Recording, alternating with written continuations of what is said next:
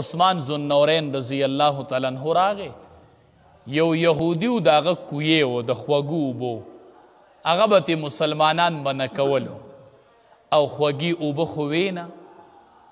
نو دا عثمان ذوالنورین رضی الله تعالی عنہ ورته وی ګوره صحابه ډېر هوښیار وو مونږ وایو په دنیاوي معاملاتو نه پوهېدل پوهېدل خو د هغې مطلب آخرت وګوره که نه څنګه سوداګانې کوي عثمان ذوالنورین رضی الله تعالی عنہ ورته وایي دا کویې نیم په ما را خرڅ کا کویې نیم راکه او پیسې به د ټول کویې درکمه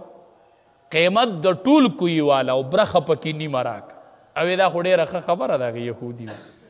نو قیمت یې د روح کویې واغستو او نیم کویې ستا شو نیم زما نو څه چل به وی یوه ورځ به زما نمبري یوه ورځ به ستا نمبري وی ټیک ده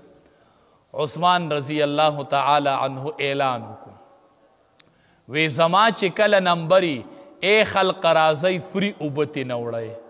نو خلک په ټول د هغه په نمبر کې راغی نو سبا به د یهودي په نمبر کې څوک نه و خو به په پیسو ورکولې خو به خلقو هسې وړې وې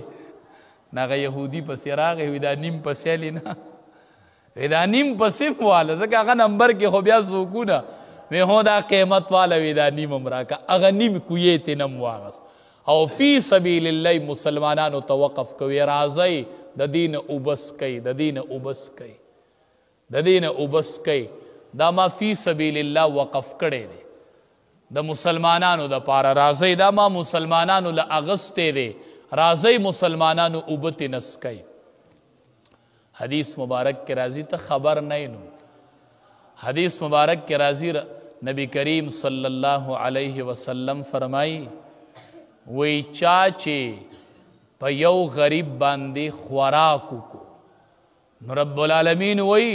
زه به ده باندې وخورم ثمار الجنه زه به پې د جنت میوې وخورم ته به روټۍ خورئ او چېرته شملې به پې څکئ او چکني به پې خورئ او زه به تا باندې د میوو د جنت نه وخورم د جنت میوې به درکړم او چا چې وی په یو مسلمان باندې اوبه وسکولې اوبه څومره اسانه صدقه د اوبو حدیث مبارک کې راځي نبی کریم صلی الله علیه وسلم فرمایل رب العالمین فرمائی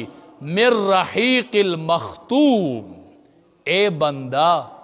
زبد دی اوبو په بدله کې شراب در کوما او من رحیق المختوم مهر زده شراب پیک شراب بی مهر به پې لګېدلی ته به یې کولاوئ چا به کولاو کړي هم نه دسی شراب به در باندې وسکوم چې مهر به یې ته ماتئ مهر به یې ته کولاو کې او هغه شراب به تا باندې وسکو دا که تا په یو بنده باندې اوبه وسکولې او